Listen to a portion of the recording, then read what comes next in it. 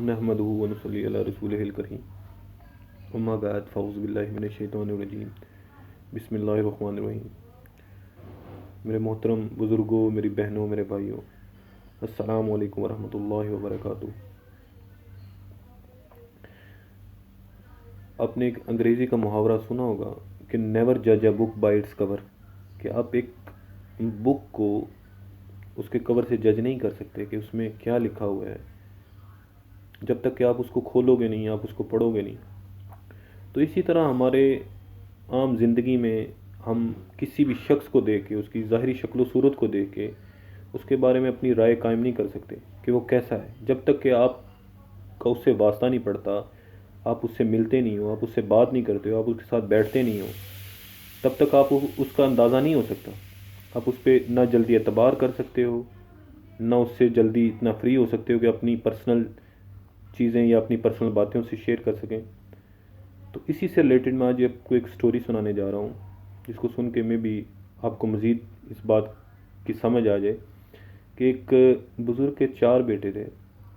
چاروں بیٹے بہت سمجھدار اور ماں باپ کے فرما بردار بچے تھے۔ تو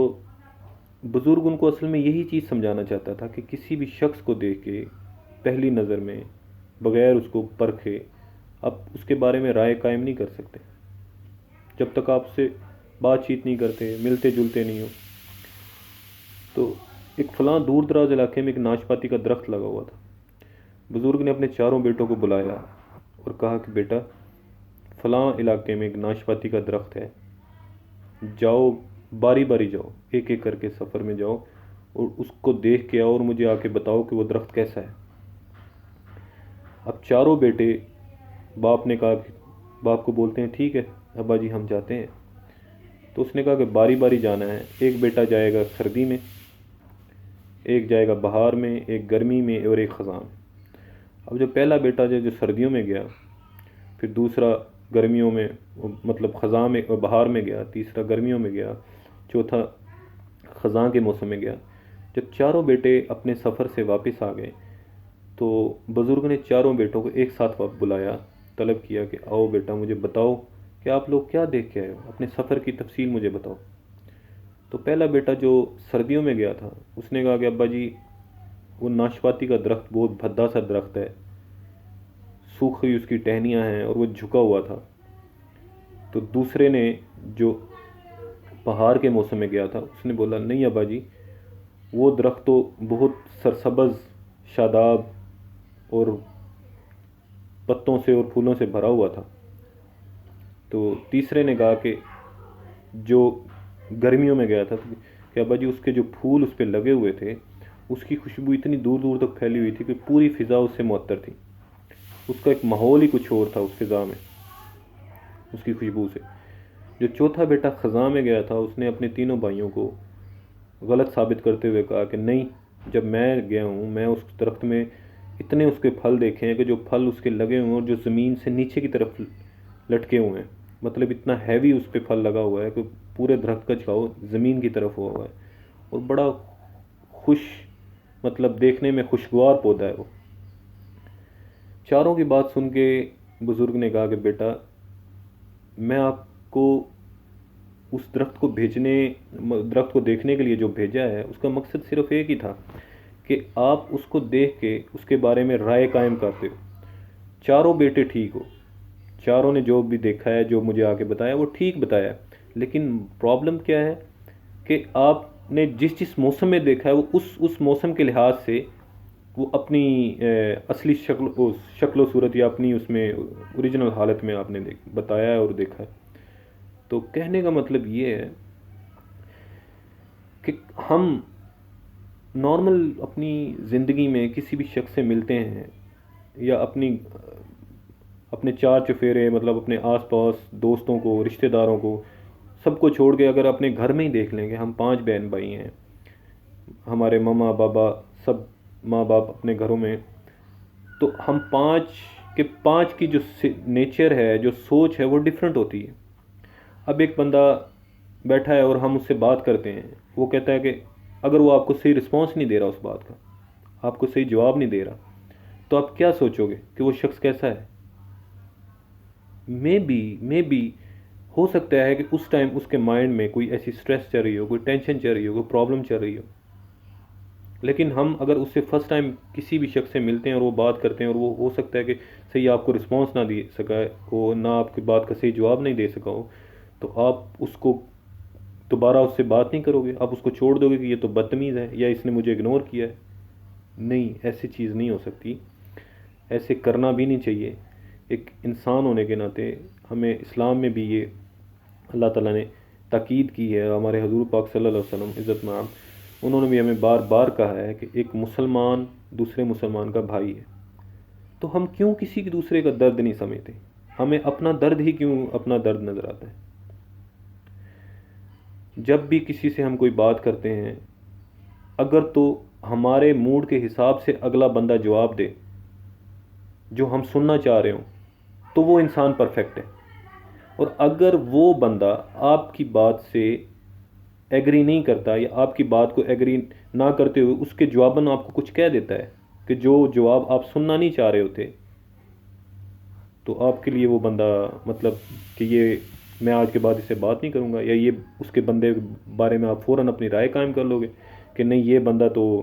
مطلب میرے مائنڈ سے سیٹ نہیں ہے، مطلب میرے مائنڈ سے نہیں ملتا، تو میں اس سے دوبارہ آج کے بعد بات نہیں کروں گا. یہ چیزیں چھوٹی چھوٹی چیزیں جو ہیں یہ ہمیں بہت دور کر دیتی ہیں اپنے رشتوں سے، اپنے عزیزوں سے، اپنے بہن بھائیوں سے. ہر گھر میں ڈفرینٹ سچویشن کے مطلب لوگ ہوتے ہیں، ڈفرینٹ مائنڈس کے لوگ ہوتے ہیں، ہر بندہ اپنے مائنڈ کے حساب سے چلنا چاہتا ہے. تو سمپل اور شارٹ چیز یہ ہے کہ کسی بھی انسان کو کسی بھی چیز کو دیکھ کے آپ اس کی ظاہری شکل و صورت دیکھ کے آپ اس کی رائے قائم نہ کرو جب تک کہ آپ اس سے بات کر کے کسی اس کا نقطہ نظر جان کے کسی اینڈ پوائنٹ پہ نہیں پہنچتے. جب تک آپ اینڈ پوائنٹ پہ نہیں پہنچتے آپ اس کو غلط نہیں کہہ سکتے. جیسے کہ 4 موسم ہیں، گرمی، سردی، بہار، خزاں، ٹھیک ہے. چاروں موسم میں ہر چیز، جیسے پودوں کو لگا لو، جانوروں کو لگا لو، جتنی بھی نوع انسانیت ہے، جتنی بھی اللہ تعالیٰ نے مخلوق پیدا کی ہے، ہر ایک میں اتار چڑھاؤ اللہ پاک نے ان موسموں کے حساب سے رکھا ہے. کچھ پھل گرمیوں میں ہوتے ہیں، کچھ سردیوں میں ہوتے ہیں، کچھ پودے گرمیوں میں پھل دیتے ہیں، کچھ نہیں دیتے. بہار میں پودوں پہ پھول آنا شروع ہو جاتے ہیں، پھل لگنا شروع ہو جاتے ہیں، خزاں میں پتے جھڑ جاتے ہیں. تو یہ ساری چیزیں یہ اللہ تعالیٰ نے جو ایک نیچر ہمیں دی ہے دیکھنے کے لیے، یہ ایک بہت بڑا سبق ہے ہمارے لیے کہ چیزیں چینج ہوتی ہیں.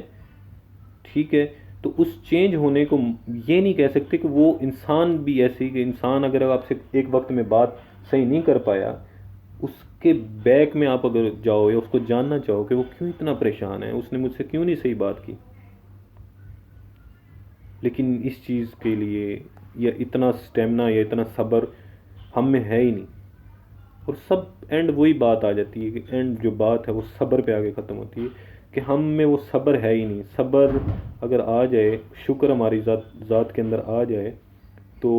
ہمیں کسی چیز کی پریشانی نہ ہو. کوئی بھی انسان ہمیں غلط نہیں لگے گا، کسی بھی چیز تک پہنچنے کے لیے ہمیں دیر نہیں لگے گی. اور ہمیں ایک کوشش کرنی ہوتی ہے یا کوشش کرنی ہوگی کہ اگر کوئی بندہ ہم سے صحیح بات نہیں کر سکا تو ہم اس سے رشتہ یا تعلق ختم نہ کریں. اس چیز کو جانیں کہ یار اس بندے کے ساتھ کیا ایسی پرابلم ہے جس کی وجہ سے یہ ایسے بیہیو کر رہا ہے. تو یہ سارا معاملہ آج کے رشتوں کو دیکھتے ہوئے میں نے یہ بیان کیا ہے کہ آج کل ہم اپنے رشتہ داروں سے، اپنے بہن بھائیوں سے بہت دور ہو جاتے ہیں. ہم یہ سوچتے ہیں کہ وہ اگر بات نہیں کر رہا تو میں اس سے بات کیوں کروں. ٹھیک ہے، وہ بہت بزی ہے تو رہے بزی اپنے کاموں میں، مجھے کیا ضرورت پڑی کہ میں اس سے مطلب اپنی باتیں شیئر کروں یا اس سے کوئی بات کروں یا اس سے پوچھوں. اپنے پرسنالٹی کے اندر، اپنی ذات کے اندر ہم ایک انا کا ایسا سریا گاڑ لیتے ہیں کہ جو ہماری گردن کو بالکل سیدھا رکھتا ہے، جو ہمیں ایک دوسرے کی طرف یا آس پاس دیکھنے نہیں دیتا. تو اس انا کے سریے کو ختم کرو، صبر شکر اپنی ذات کے اندر پیدا کرو، اللہ تعالیٰ کے آگے جھکو، نماز 5 وقت کی نماز ادا کرو، تاکہ ہمارے اندر یہ چیزیں اللہ پاک پیدا کرے، ہمارے اندر صبر شکر اللہ پاک پیدا کرے کہ ہمیں اپنے رشتہ داروں کی، ہمیں اپنے عزیزوں کی، ہمیں اپنے آس پاس لوگوں کے جو دکھ درد ہیں ان کو ہم محسوس کر کے ان کے ہم برابر شریک ہوں. اگر ہم ہیلپ نہیں کر سکتے کم سے کم ہم ان کو مورل سپورٹ کر سکتے ہیں، ہم ان سے باتوں سے ان کی سپورٹ کر سکتے ہیں کہ ہم ان کو حوصلہ افزائی ان کی کر سکتے ہیں. تو یہ بہت اہم چیزیں ہیں. اپنے عزیزوں، اپنے رشتہ داروں، اپنے بہن بھائیوں، یہ بہت اللہ کی بہت بڑی نعمت ہے. اللہ پاک نے رشتے بہت پیارے اور عزیز بنائے ہیں. تو آپ میں یہ محبت کا جو مادہ ہے اللہ پاک یہ پیدا ایسی قائم دائم رکھے. اور میں دعا کرتا ہوں کہ اللہ پاک ہمارے لیے آسانیاں پیدا کرے اور ہمیں اپنے ماں باپ، بہن بھائی، عزیز رشتہ داروں کے ساتھ محبت اور بھائی چارہ اور سلوک کا جو تعلق ہے وہ قائم کیے رکھیں، قائم کرنے کی توفیق عطا فرمائے میرا مالک. آمین بجاء الامین یا ارحم الراحمین.